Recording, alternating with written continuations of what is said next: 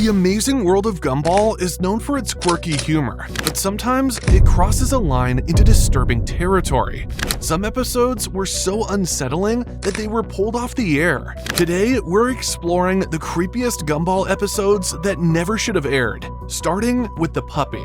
This episode starts off deceptively innocent. Gumball, Darwin, and Aeneas are trying to convince Richard to finally let them get a puppy. They've rehearsed this whole pitch, but before they can even get into it, Richard walks in with a box and a sandwich and casually announces that he already got them a puppy. So, mission accomplished, right? Not quite. Because inside that box is not a puppy, it's a turtle. A mean-looking, unsettling turtle that immediately throws the kids off. At first, they're not even sure what they're looking at. Gumball thinks it might be a sentient hat, and that's before it even moves. Nicole walks in, sees the box, and already assumes Richard's done something dumb. She's right, obviously. But instead of letting Richard deal with it, she makes the kids take care of the turtle, even though they had literally nothing to do with it. Gumball tries to bond with the turtle using a pet manual, but he immediately gets bitten. Darwin tries to be the voice of reason, saying maybe the turtle is just hungry. But Gumball's not having it, and calls it evil incarnate. And honestly, he might be onto something. They try to give the turtle its own tank and some space, but the second they check back, the tank's destroyed. Toys are melted, there's literal smoke, and the turtle has bitten the head off a plastic companion. They go back to Richard and try another pitch, this time to get rid of the turtle, and for once, Richard listens, but only on one condition. The turtle has to do something absolutely horrific. Perfect timing because Nicole screams from the kitchen that it already has. The family tries to take it back to where it came from, only to realize Richard didn't get it from a pet store. He got it from a random parked van that he mistook for a business.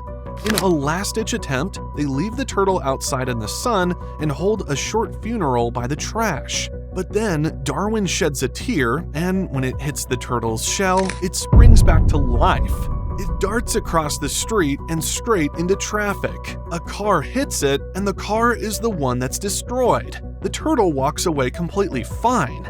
Eventually, they try to trap it. Richard ruins the first attempt by eating the bait. So Anais and Darwin come up with a new plan using Gumball as live bait. Darwin gets dragged into the bushes. Gumball's panicking. The turtle charges. He ends up on top of the sketchy van, wrestling it. Darwin, now covered in seaweed, kicks the turtle into a box of fireworks.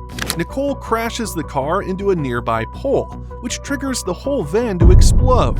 And just when you think it's over, the turtle climbs out of the flames like it's completely unfazed.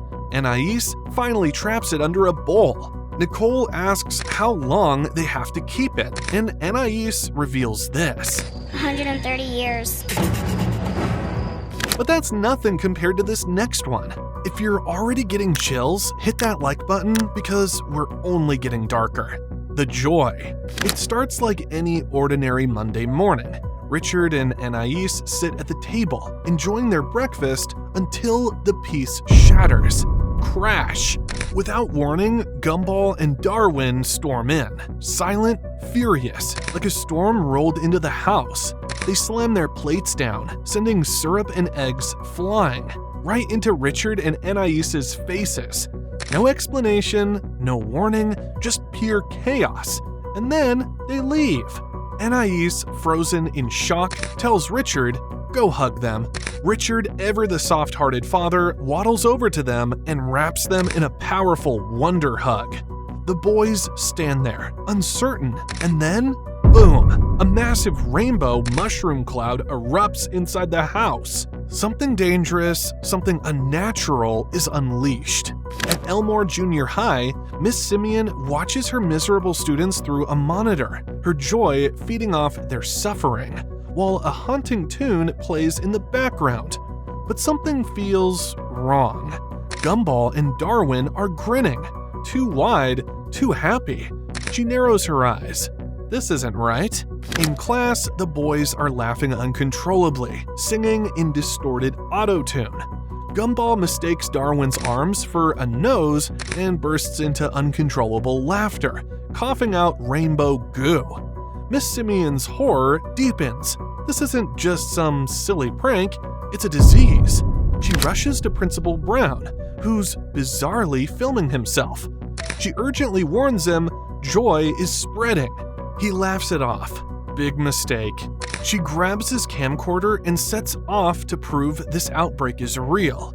At the school clinic, she documents everything. The nurse can only look on, annoyed and confused. Time passes. The boys grow louder, happier, wilder. The madness is spreading. Then, flatline. The boys' hearts stop. Miss Simeon gasps. Yes, proof. She rushes to Principal Brown. He opens the door. Too late. He and the nurse are immediately infected. Hugged, overcome with unnatural joy. It spreads like wildfire. Hug after hug. Scream after scream. Miss Simeon panics. She locks herself in her office, watching her worst nightmare unfold. In a desperate bid, she accidentally plays the sad song again, and it works. Principal Brown snaps back to normal. She has found the cure. With a cassette in hand, she sneaks through the infected halls, pretending to be one of them. But Banana Joe breaks the dress code again. She screams at him. She's exposed. The infected come running. She barely makes it to Principal Brown's office, slamming the door behind her. She breathes a sigh of relief, but it's too late. Gumball and Darwin are already there. They close in on her. She records her final moments, laughing uncontrollably as rainbow goo spills from her mouth. This story, she says, has come to a happy ending. Then, cut to Principal Brown, dancing with a broom. It's the only thing left that makes sense. But nothing even comes close to this final episode. The grieving. Now, this one is kinda complicated because the episode is not officially listed anywhere. It doesn't exist on any streaming service or rerun schedule, but people swear they've seen it, and the ones who have, they all say the same thing. It wasn't supposed to air. The story was first posted online by a user named GlobalLuna32, who shared it on a now archived creepypasta forum sometime in the early 2010s.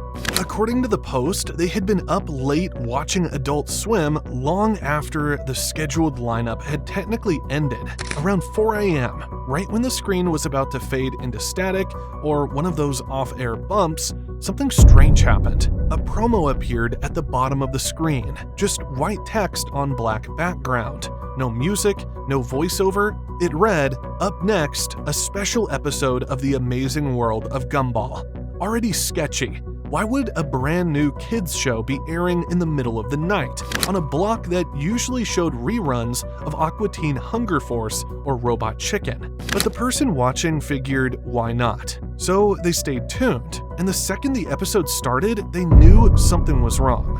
The intro played, but the music was off-key, and the logo looked like it was drawn by a kindergartner with crayons. The episode title, The Grieving, appeared in blood red text, which should have been the first major red flag. The episode opens with Gumball standing alone in a dark classroom at night, looking absolutely miserable. Then it cuts to Richard at home dressed in a funeral suit, sobbing uncontrollably on the couch. Nicole comes home, also dressed in black, like she's at a funeral, and they're both crying like something terrible had happened. Then we find out why they're so devastated. Principal Brown calls them to his office and delivers the most horrific news possible. Darwin and Anais are dead, not cartoon dead, actually permanently, graphically dead. The episode goes into disturbing detail about how their bodies were found in the woods behind the school. Anais's head was discovered in a blood-soaked box with a note written in her own blood. Darwin's body was mutilated beyond recognition, with his eyes gouged out and everything. But here's where it gets even more twisted. The parents realize they haven't seen Gumball either, and when they search the school, they find him hanging from a noose in Miss Simeon's classroom, with a bloody knife nearby. suggesting he took his own life after what happened to his siblings. The episode ends with this slow, silent credit roll over a black screen, but the copyright date said 2001, 10 years before Gumball even premiered. After the credits, the screen flashed with disturbing images, including someone in a plague doctor mask and graphic violence. Now, here's the absolutely insane part. The person who claimed to see this episode said their doors mysteriously locked during the broadcast, their TV wouldn't turn off, and their phone got destroyed so they couldn't call for help. When they woke up the next morning, their little brother was missing and their parents were suspects in his disappearance.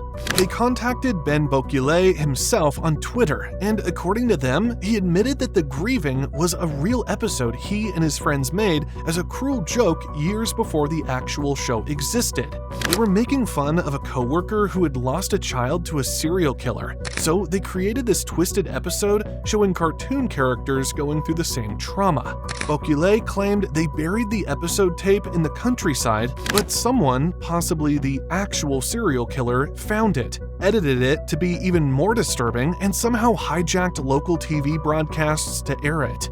Whether this story is real or just an incredibly detailed creepypasta, the fact remains that episodes this dark exist in some form. The Amazing World of Gumball pushes boundaries, but these forbidden episodes crossed lines that should never be crossed. So next time you're watching Gumball with your little brother or sister, just remember, somewhere out there are episodes so disturbing that they were banned from existence. Episodes that make the puppets look like a Disney movie. Episodes that were never supposed to see the light of day.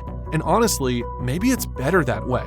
What do you think? Have you ever stumbled across a cartoon episode that felt too dark to be real? Let me know in the comments below. And don't forget to subscribe because I've got so much more forbidden content coming your way.